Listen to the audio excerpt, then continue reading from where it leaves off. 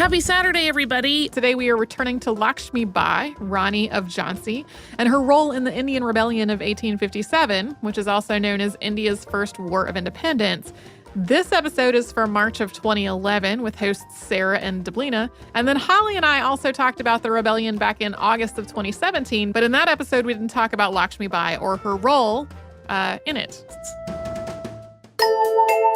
Welcome to Stuff You Missed in History Class, a production of iHeartRadio's How Stuff Works.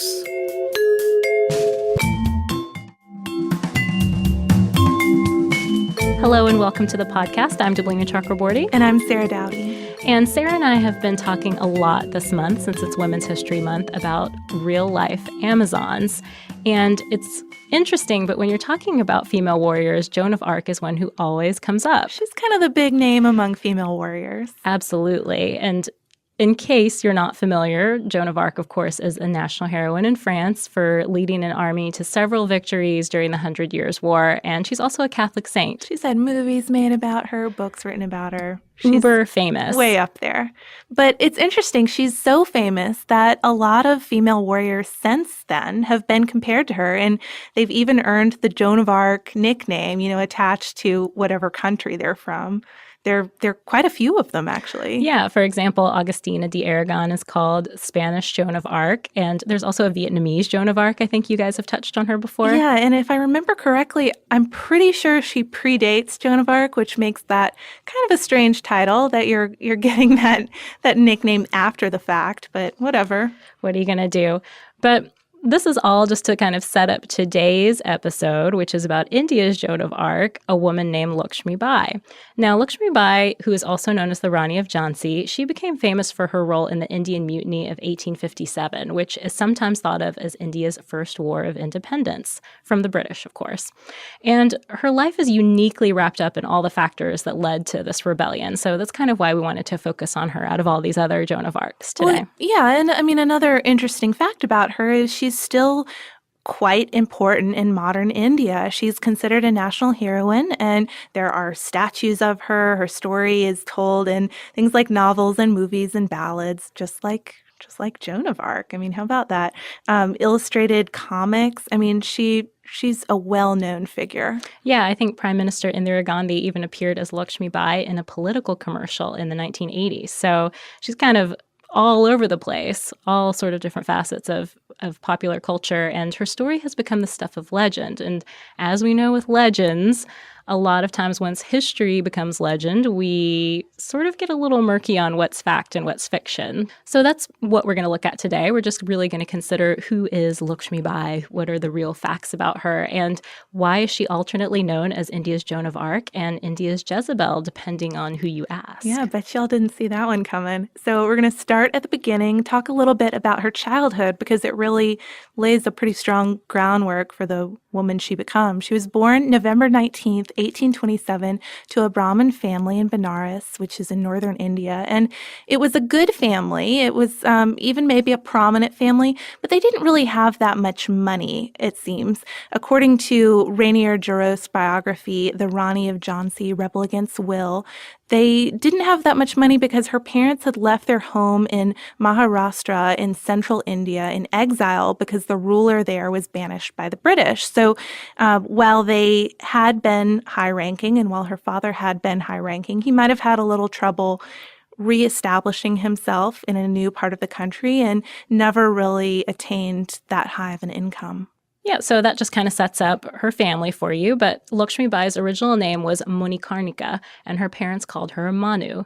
Now, Manu's childhood was kind of unique for a little girl growing up in India around that time, and that's mainly because her mom, Bhagirathi, passed away when she was about 4 years old, and her dad, Morapant Thambe, remained a widower for more than a decade. So really no big conservative corrective influence, that female influence in her life, who would have put her on the path to, I guess, a more feminine upbringing. Yeah, no one there telling her to stand up straight and behave, it seems. And she was naturally feisty. She was kind of a little tomboy. And because she didn't have this female influence in her life, she got to stay that way. She was allowed to stay that way. And some sources say that it was her dad who was actively encouraging that tomboyish behavior in her. You know, he was teaching her how to do things like ride horses and how to fence and shoot. And that was all part of her education. Other sources, such as Giroux, suggest that her father really,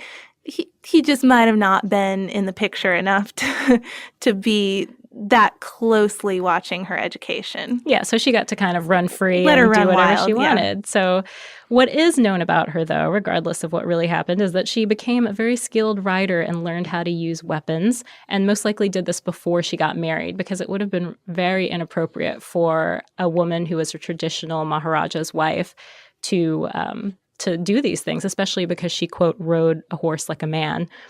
In addition to these manly skills, she also learned to read and write, which was still kind of unusual for girls around that time. Yeah, so, you know, she comes out of this a young girl with unusual talents, and it seems like maybe some of this stuff would even dissuade potential suitors. But she does get married in 1842. She's about 15 years old, and she becomes the second wife of Gangadhar Rao Newalkar, who is a lot older than her. He's childless, but he is the Maharaja of Jhansi, which is a principality about 250 miles southeast of Delhi. And just to give you a little background on terms we're going to be using, because I think from here on out, we're pretty much going to be calling her the Rani. A Raja in India is a prince or a king of a particular area, and his wife is known as a Rani. So she's a queen or a princess. It's interesting that you mentioned that about how her behavior might dissuade potential suitors, because it's not really clear how the match between these two occurred. They're such an odd couple. They really are. And her family really wasn't that wealthy. But here's one theory that's out there about why the Raja picked her. Apparently, he had a tendency to cross-dress, sometimes for theater roles when he played female roles, but sometimes not. Sometimes he would just wear women's jewelry around and stuff like that. And since this was rather widely known at the time, it's suggested that this may have limited his choices in second brides somewhat. So he may have had to settle for this noble but not particularly well-off bride.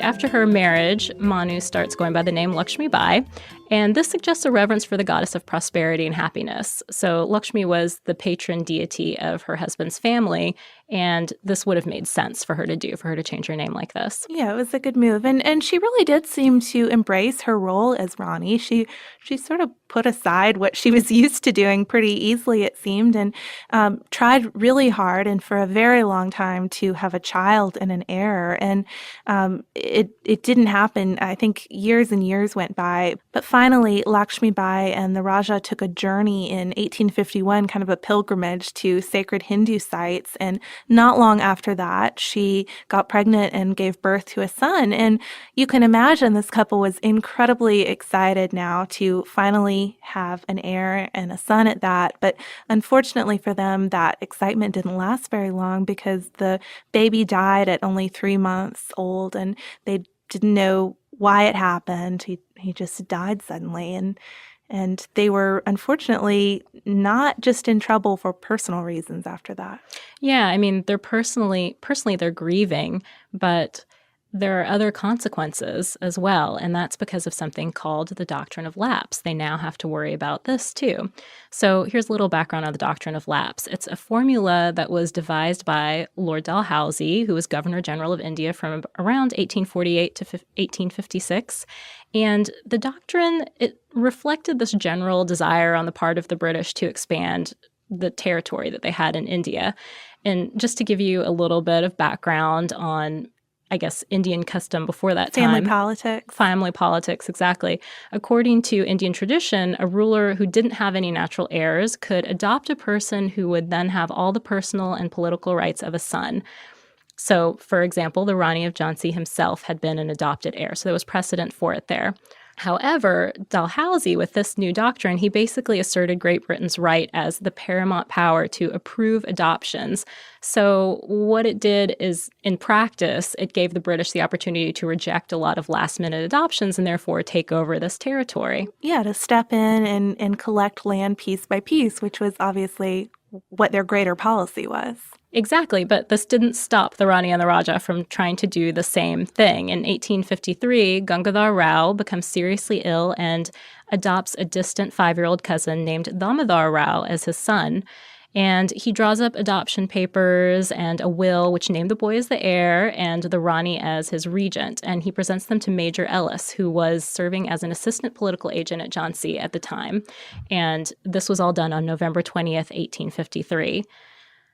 Unfortunately, though, the Raja dies the very next day. Yeah, so suddenly you have this kind of last-minute paperwork that's just gone down, this British policy that doesn't really look that kindly on these adoptions, especially a last-minute one like this. And it seems, though, that things might work out for a minute because Ellis is sympathetic to the Rani and he forwards the information to his superior, Major John Malcolm.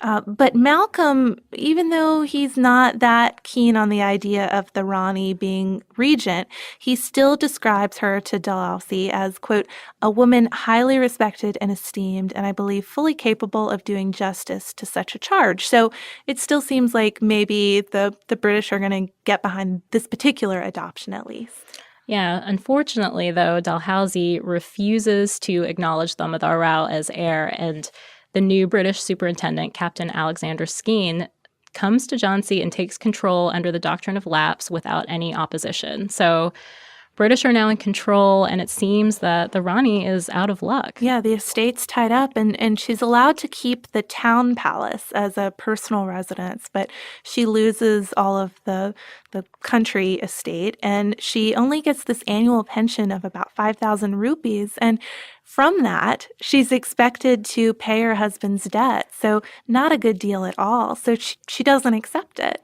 No, she doesn't accept it right away. She keeps submitting letters to contest the doctrine of lapse. She submits letters in December, February, April of that year, and she keeps submitting letters until, I think, early 1856 or so. So she doesn't give up. Most of these letters, however, aren't even forwarded to Lord Dalhousie. So she's not really being taken seriously at this point. Her attempts to get the ear of British officials it's falling on deaf ears. She's out of luck, it seems. So she consults with the British consul, John Lang, who is trying to get her to agree to this pension sheet that she wouldn't accept. And she says to him, and this has become kind of a famous quote, she says, "Meri Jhansi nahi dunge." And this means, I will not give up my Jhansi. So she's making a stand. Put her foot down. But meanwhile, we're going to catch you up with what's going on in the rest of India.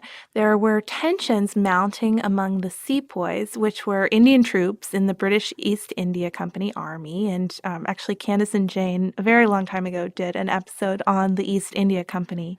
And they mentioned sepoys in that, so you could go learn a little bit extra about them. But on the surface, it seemed like the tensions that were mounting among these troops were caused by rumors at the time that the cartridges for newly issued Enfield rifles were greased with either cow or pig fat. And depending on whether you were a Hindu or a Muslim sepoy, that would be sacrilegious when you had to tear open the cartridges with your teeth.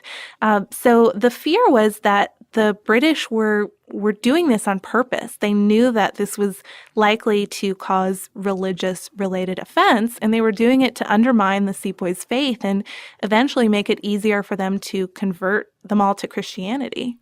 Yeah, that was the rumor at the time, as you said, but historians tend to think that the tensions that were building up before this, they were more due to the so-called reforms that were being made to Indian customs and culture around that time or in the years leading up to it. For example, widows being allowed to marry. That was something that was a very radical change. Land reform had displaced many landowners. So these things that the Rani was experiencing, others were experiencing them too. Yeah, and they weren't happy. You can imagine how that would cause some pretty widespread discontent. So in Meerut on May 9th, 1857, 85 of these sepoys who refused to use the Enfield cartridges were tried and put into irons. And that started off a major rebellion. The next day, 3 regiments stormed the jail and killed the officers and their families. And they marched from there to Delhi, which was 50 miles away. And from there, the Sepoy Rebellion really just kind of spread. It started as this localized incident, but it started to spring up elsewhere like little brush fires, and a few leaders took charge and transformed what had been a mutiny into an organized resistance. They were really going to give the British some trouble. Yeah, and eventually the mutiny made its way to Jhansi, too. On June 6th, 1857, the troops at Jhansi mutinied and shot their commanding officers.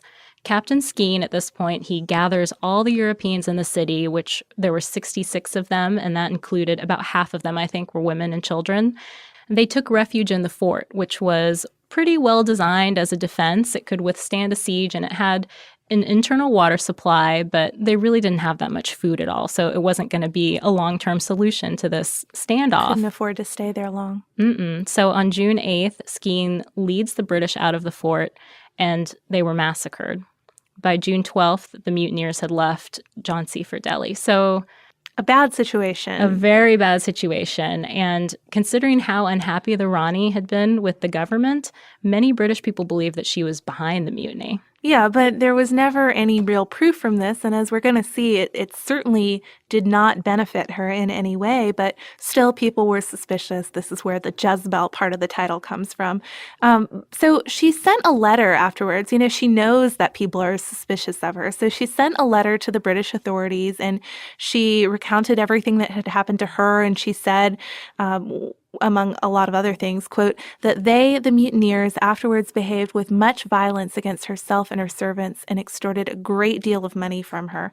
So, basically just trying to make the point, they messed with me too. I was not their leader. I didn't help get this whole thing going. Yeah, and she expresses, it's a long letter, and you can find excerpts on it in various essays and biographies, but she basically is like, hey, I'm sorry this happened to you. This is really sad, but my hands were tied. I couldn't do anything about it.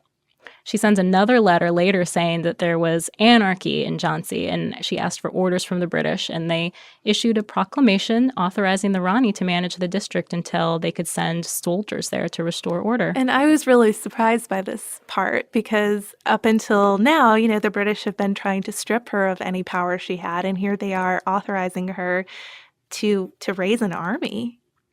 Pretty amazing. Yeah, I think it shows, that they did think that she had some brains. They had some respect for her. They just didn't want her to actually have any land. Yeah. In absence of any other British option, we will let you run the place for a little while until we get there. But, in general. But she does start building up this army while managing the district. And presumably, at this point, it is to defend Jhansi from neighboring districts and rebels, maybe a distant claimant to the throne, just anybody who might come and cause trouble. Yeah, and according to military history, some of her troops included mutineers from the former Jhansi garrison, which is kind of suspicious, I guess. Yeah. And probably didn't help her cause in trying to convince people that she wasn't responsible for the mutiny. Distance herself from them. Right. Then Jarosh also says that her army included some women, too, and that this was an indicator of how devoted and loyal her subjects were to her because they were willing to cast aside tradition to fight with her.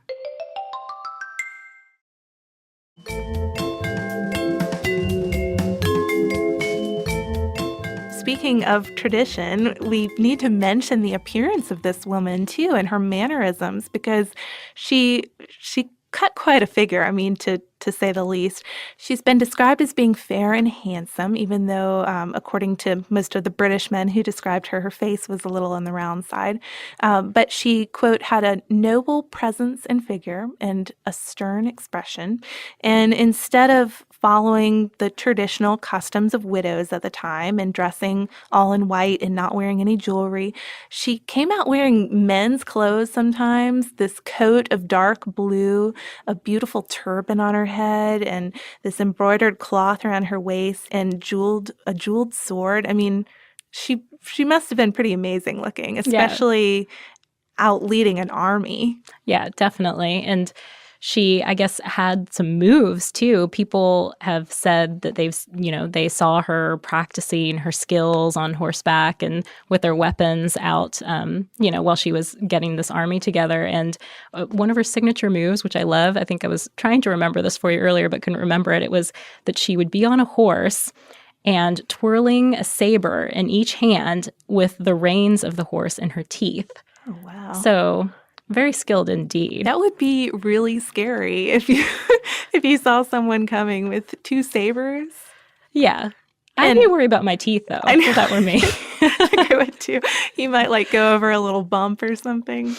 Yeah. Yeah, but she had bigger problems, though, than her teeth. I mean, that was not her top concern. That was not her top concern. And I mean, if you wanted to show people you were tough, hey, that's the way to do it. Suffice to say, she soon got the opportunity to show off her skills. In January 1858, Major General Sir Hugh Rose, who ends up being named as her major opponent in this whole affair, I think, marched toward the city with soldiers. And as late as February, the Rani told her British advisors that she would, in fact, return the district to the British when they got there. This is their army. Exactly. This is the relief she's been waiting for, right? So not confrontational at this point, but that's not what really happened. It wasn't a nice handoff, was it? It's not how Rose treats the situation at all. Mm-mm. On March 25th, 1858, Rose and his forces attacked Jhansi. And again, according to military history, Lakshmi Bai resisted because she wasn't sure if she was going to be executed if she was captured. I think she really believed that. The British, after all, they still weren't really happy with her after the mutiny and really blamed her for it still. Many of them did, the officials at least. Well, and clearly the relations between her and the British were muddled, to say the least. I mean, she didn't know what exactly was going on. So by March 30th, most of the Rani's guns were disabled and the fort's walls had been breached. And by April 3rd, the British broke into the city and they took the palace and stormed the fort. But she got out. She escaped on horseback in the night before that final assault. And this is the amazing part. And if you look up a picture of her, you'll see dramatizations of this, not entirely accurate ones, but she escapes into the night on horseback with her 10-year-old adopted son strapped to her back. I think you mentioned that she knew she was going to have to ride too fast to just have him sitting in front of her. Yeah. Strapped to her back. Yeah, I mean, this is where you see a lot of the legend come in. You'll hear many different accounts of how this escape might have occurred. But in general, we think that he was strapped to her back, tied to her with a sash, and that she and a bunch, maybe up to 300 of her troops, escaped in the middle of the night. And it's all a little bit sketchy because how did they get past the British troops? But maybe they were just confused in the dark. Yeah, but I mean, once the Rani is out, she rode like the wind because she was afraid that the British were after her. And it said she rode anywhere from 86 to 93 miles in 24 hours to get all the way to the fortress of Kalpi, where she joined up with some of the other resistance leaders. Yeah, Nana Sahib, Rao Sahib, and Tatia Tope. These were well-known resistance leaders. They had been involved in other mutinies elsewhere in India going on at the time. And so they grouped together, joined forces and they faced the British in 2 consecutive battles, starting from Kalpi. One on May 6th, but which they were forced to retreat from, and another one where they were defeated again on May 22nd or 23rd, somewhere around there. The British thought that was the end at that point, but that wasn't actually the case. On May 30th, the rebels reached Gwalior, which controlled both the Grand Trunk Road and the telegraph lines between Agra and Bombay. There they met Joyaji Rao Scindia, the Maharaja of Gwalior, and he was a British loyalist and actually tried to stop them at this point. He tried to kind of push the rebels back and not let them in, but his troops ended up switching sides and he had to flee to Agra. So at this point, the rebels have control of Gwalior. Yeah, a pretty big bunch of them, too, by now. Mm-hmm. And on June 16th, Rose's forces close in, though. So it's important to note, up until this point, Lakshmi Bai had not been out at the head of these rebel battles, but she was the one who led what remained of her Jhansi contingent out to stop Rose's forces on Gwalior. She went out to battle dressed in male clothing. She had on the red uniform of a cavalry officer. She was wearing a white turban over her short hair. She really cut quite an inspiring figure. But during the battle, she was shot from her horse and killed. And it's believed that she was cremated really soon after that because she was terrified that her body would fall into British hands and not be treated respectfully. And after her death, Gwalior fell pretty soon after that, and the organized rebellion really fizzled out. And even though Lakshmi Bai herself did not really win any of these battles, it seems like her personality and her bravery really left a big impression on people. Yeah, it's really that, I think, as you mentioned, her personality that's really made her a symbol of the fight for Indian independence. And at the time, I think it was sort of true as well. I mean, British newspapers proclaimed Lakshmi Bai the Jezebel of India, but even Sir Hugh Rose, her big rival in this whole battle, compared his fallen adversary to Joan of Arc. So that's, maybe one of the first places that we see that. And he reported her death to William Augustus, Duke of Cumberland, in this way. He said, "The Rani is remarkable for her bravery, cleverness, and perseverance. Her generosity to her subordinates was unbounded. These qualities, combined with her rank, rendered her the most dangerous of all rebel leaders." And I think that's interesting. And I mentioned this a minute ago when we were talking about how strange it is that they gave her permission to raise an army in the first place, but that they would be so disrespectful of her claims, yet so admiring of her personality and her capability. I just think it's, I don't know, it's sad. Yeah, it's a huge contradiction. But I think we see that a lot throughout women's history. And Rose had more praise for her, maybe somewhat dubious praise, I guess, depending on how you like to study your women's history. He said, "Although she was a lady, she was the bravest and best military leader of the rebels, a man among the mutineers." So his highest compliment was comparing her to a man. Yeah, and so does a popular folk song, but I think that it might put it a little better. A little better, yeah. It's definitely more exciting. Right, so the folk song goes, "How valiantly like a man fought she, the Rani of Jhansi. On every parapet a gun she set, raining fire of hell. How well like a man fought the Rani of Jhansi, how valiantly and well."